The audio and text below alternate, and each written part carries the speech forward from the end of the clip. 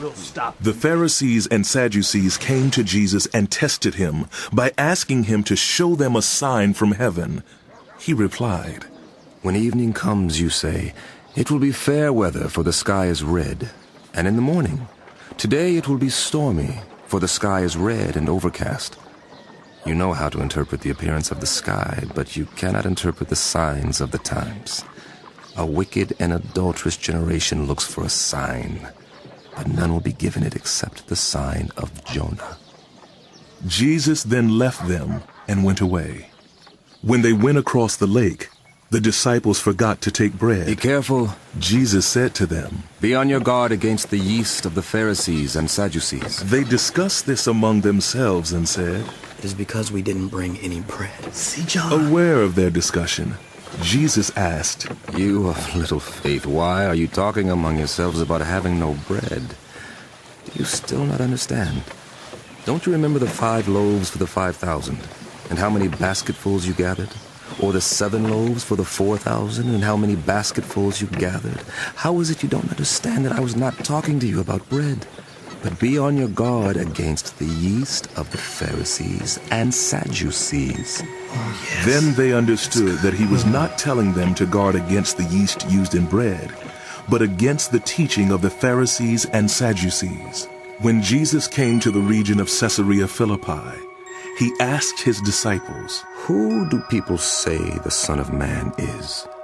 They replied, "Some say John the Baptist, others say Elijah, And still others, Jeremiah, or one of the prophets." "But what about you? Who do you say I am?" Simon Peter answered, "You are the Messiah, the Son of the living God." "Blessed are you, Simon, son of Jonah. For this was not revealed to you by flesh and blood, but by my Father in heaven. And I tell you that you are Peter, and on this rock I will build my church, and the gates of death will not overcome it. I will give you the keys of the kingdom of heaven.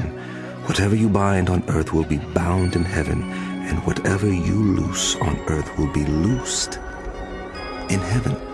Then he ordered his disciples not to tell anyone that he was the Messiah.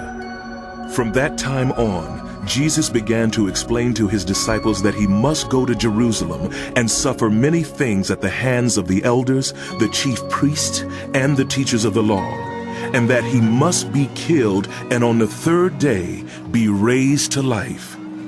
Peter took him aside and began to rebuke him. "Never, Lord. This shall never happen to you." Jesus turned and said to Peter, "Get behind me, Satan. You are a stumbling block to me. You do not have in mind the concerns of God, but merely human concerns."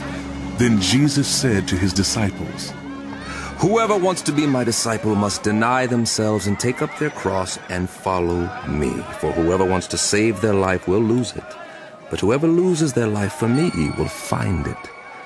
What good will it be for you to gain the whole world, yet forfeit your soul? Or what can you give in exchange for your soul?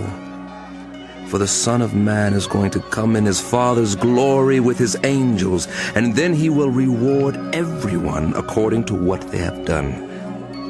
Truly, I tell you, some who are standing here will not taste death before they see the Son of Man coming in his kingdom."